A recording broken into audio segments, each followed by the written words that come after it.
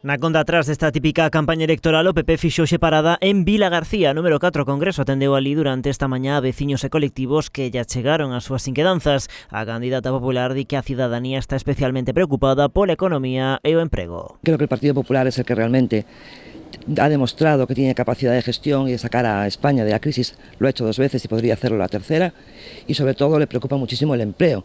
Los números de empleo están empeorando. Ademais, Elena Suárez marca a chegada do AVE a Vilagarcía como unha das súas principais reivindicacións. El AVE tiene que parar en Vilagarcía. Eso es una deuda que tiene el Estado con Galicia, especialmente con Vilagarcía, y queremos un ministro como Ana Pastor. Queremos un ministro que se comprometa a que el AVE va a parar en Vilagarcía. Lo necesitamos los vilagarcianos y los 100.000 habitantes de la comarca do Salnés. Os populares din que nesta campaña queren marcar a diferenza con actos pequenos a pé de rúa.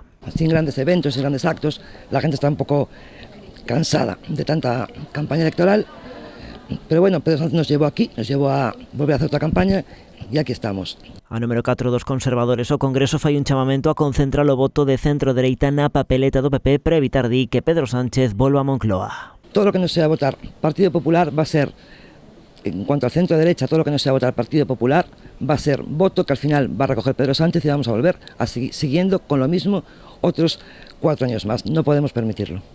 A candidata popular comprometeuse a estudar todas as inquedanzas que os vilagarciáns lle trasladaron hoxe.